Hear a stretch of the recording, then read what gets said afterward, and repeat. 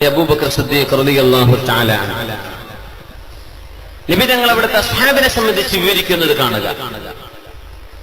അർഹമു ഉമ്മത്തി ബി ഉമ്മത്തി അബൂബക്കർ. പരിശുദ്ധ റസൂലുള്ളാഹി സ്വല്ലല്ലാഹു അലൈഹി വസല്ലം അർഹമു ഉമ്മത്തി ബി ഉമ്മത്തി അബൂബക്കർ. എന്റെ ഉമ്മത്തികളിൽ എന്റെ ഉമ്മത്തികളോട് ഏറ്റവും കാരുണ്യമുള്ള ഒരാൾ അത് സിദ്ദീഖ് റളിയല്ലാഹു അൻഹു ആണ്. നബി തങ്ങൾ പറയാൻ സിദ്ദീഖ് തങ്ങളാണ് എന്റെ ഉമ്മത്തികളിൽ റഹ്മത്തുള്ള ആൾ, ഏറ്റവും കൂടുതൽ കരുണ എന്റെ ഉമ്മത്തികളോട് തോന്നുന്ന ആൾ സിദ്ദീഖ് റളിയല്ലാഹു അൻഹു ആണ്. വഅശദ്ദുഹും ഫീ അംരില്ലാഹി ഉമറു വഅശദ്ദുഹും ഫീ അംരില്ലാഹി ഉമറു വഅശദ്ദുഹും ഫീ അംരില്ലാഹി ഉമറു. അല്ലാഹുവിന്റെ വിഷയത്തിൽ ഏറ്റവും കഠിനമായ കർക്കശമായ സ്വഭാവം വെച്ച് പുലർത്തുന്നത് ഉമർ റളിയല്ലാഹു അൻഹു ആണ്. വഅസ്ദഖുഹും ഹയാഅൻ ഉസ്മാൻ. എന്റെ സ്വഹാബികളിൽ ഏറ്റവും കൂടുതൽ സത്യസന്ധതയുള്ളവരും ലജ്ജയുള്ളവരും അല്ലാഹുവിന്റെ മുമ്പിൽ നാണമുള്ളവരും ഉസ്മാൻ റളിയല്ലാഹു അൻഹു ആണ്. വഅഖറഉഹും ലികിതാബില്ലാഹി ഉബയ്യ് ഇബ്നു കഅബ്. അല്ലാഹുവിന്റെ കിതാബ് ഏറ്റവും കൂടുതൽ ഓതുകയും പഠിക്കുകയും ചെയ്യുന്ന ആള് ഉബയ്യ് ഇബ്നു കഅബ് റളിയല്ലാഹു അൻഹു ആണ്. വഅഫ്റദുഹും സയ്യിദ് ഇബ്നു സാബിത്. ദീനിന്റെ ഫരീദത്തുകളെ സംബന്ധിച്ച്, ദീനിന്റെ നിർബന്ധ കർമ്മങ്ങളെ സംബന്ധിച്ച് ഏറ്റവും കൂടുതൽ ഇൽമുള്ള ഒരാൾ സയ്യിദ് ഇബ്നു സാബിത് എന്നവരാണ്. വഅലമുഹും ബിൽ ഹലാലി വൽ ഹറാമി മുആദ് ഇബ്നു ജബൽ. എന്റെ സ്വഹാബികളിൽ ഹലാലും ഹറാമും ഏറ്റവും കൂടുതൽ മനസ്സിലാക്കിയത് മുആദ് ഇബ്നു ജബൽ റളിയല്ലാഹു അൻഹു ആണ്. വലികുല്ലി ഉമ്മത്തിൻ അമീൻ വഅമീനു ഹാദിഹിൽ ഉമ്മത്തി അബൂ ഉബൈദ. എല്ലാ സമൂഹത്തിനും ചില സെക്രട്ടറിമാരുണ്ട്, അമീനുണ്ട്. അമീൻ എന്ന് പറഞ്ഞാൽ സെക്രട്ടറി എന്ന വിശ്വസ്തൻ, സീക്രട്ട് കീപ്പ് ചെയ്യാൻ പറ്റുന്ന ആൾക്കാണ് സെക്രട്ടറി എന്ന് പറയാം. സ്വകാര്യതകൾ സൂക്ഷിക്കാൻ പറ്റുന്ന ആള് അപ്പോഴേ സെക്രട്ടറി ആവുക. സീക്രട്ടിൽ നിന്നാണ് സെക്രട്ടറി. അമീനു ഹാദിഹിൽ ഉമ്മ. നോക്കിയൊന്ന് കുറഞ്ഞു വരുന്നു, നേരത്തെ ശരിയായിരുന്നു, ഇങ്ങനെ ഡൗൺ ആയി വരുന്നു. വലികുല്ലി ഉമ്മത്തിൻ അമീനുൻ വഅമീനു ഹാദിഹിൽ ഉമ്മത്തി അബൂ ഉബൈദ. എല്ലാ സമൂഹത്തിനും സൂക്ഷിപ്പുകാരുണ്ട്, വിശ്വസ്തരായ ആളുകളുണ്ടെങ്കിൽ എന്റെ ഉമ്മത്തിന്റെ അമീനാണ് അബൂ ഉബൈദ ഇബ്നുൽ ജർറാഹ് റളിയല്ലാഹു അൻഹു. അബൂ ഉബൈദ റളിയല്ലാഹു അൻഹു ഈ ഉമ്മത്തിന്റെ ജനറൽ സെക്രട്ടറിയാണ്, ഈ ഉമ്മത്തിന്റെ രഹസ്യ സൂക്ഷിപ്പുകാരനാണ് എന്ന് മുത്ത് റസൂലുള്ളാഹി സ്വല്ലല്ലാഹു അലൈഹി വസല്ലം. ഇവിടെ സ്വഹാബികൾ നബി തങ്ങൾ വ്യത്യസ്ത കാറ്റഗറിയിലേക്ക് മാറ്റുകയാണ്. ഇവരെല്ലാവരും ശ്രേഷ്ഠരാണ്, എല്ലാവരിലും എല്ലാ നന്മകളുമുണ്ട്. പക്ഷേ ഓരോരുത്തർക്കും ചില സ്പെഷ്യലൈസേഷനുകളുണ്ട് എന്നാണ്. ശരിയായില്ലല്ലോ, വല്ലതും മാറ്റാനുണ്ടോ എന്ന് ശരിയാക്കാൻ.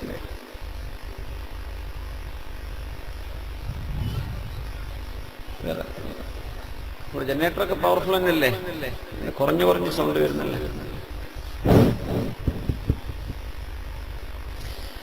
അർഹമു ഉമ്മത്തി ബി ഉമ്മത്തി അബൂബക്കർ റളിയല്ലാഹു അൻഹു.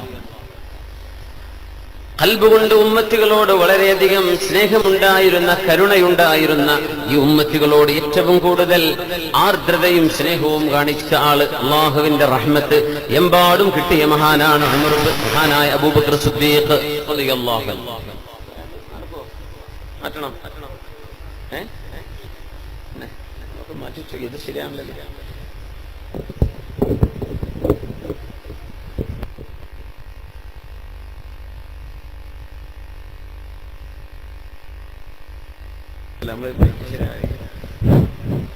അർഹമു ഉമ്മത്തി ബി ഉമ്മത്തി അബൂബക്കർ.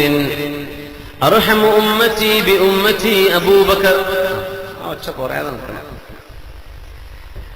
എന്റെ ഉമ്മത്തികളിൽ എന്റെ ഉമ്മത്തികളോട് ഏറ്റവും കൂടുതൽ കരുണയുള്ള ആളാണ് അബൂബക്കർ സിദ്ദീഖ് റളിയല്ലാഹു അൻഹു, റഹ്മത്തുള്ള ആളാണ്.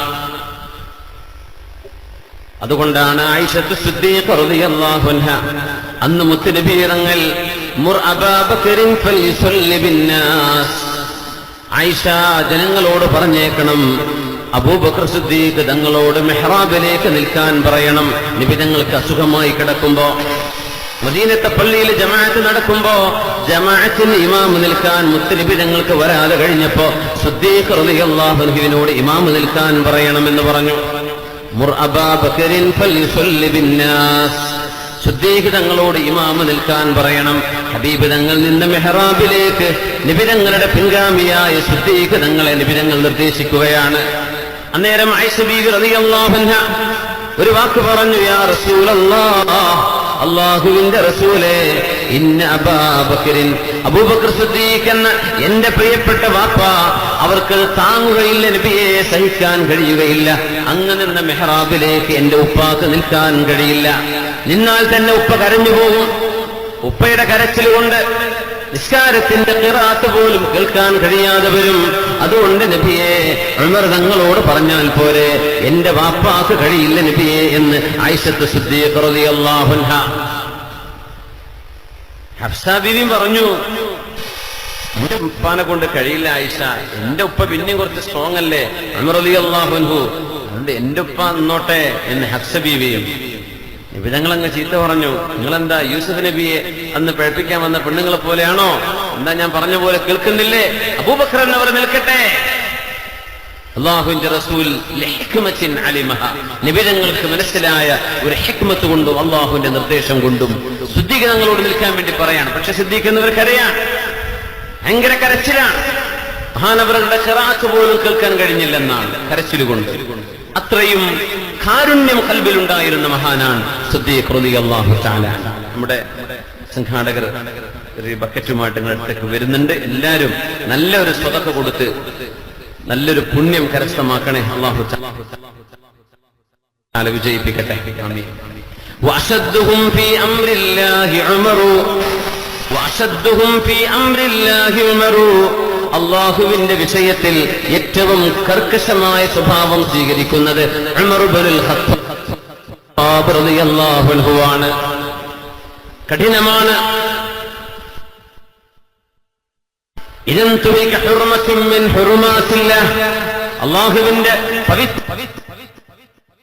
പവിത്രമായ പാവനമായ എന്തെങ്കിലും ശരീഅത്തിന്റെ ഒരു വിഷയത്തിൽ ലംഘനം സംഭവിച്ചാൽ മഹാനായ ഫാറൂഖ് റളിയല്ലാഹു തആല അൻഹു വളരെ പെട്ടെന്ന് ദേഷ്യം പിടിക്കുമായിരുന്നു.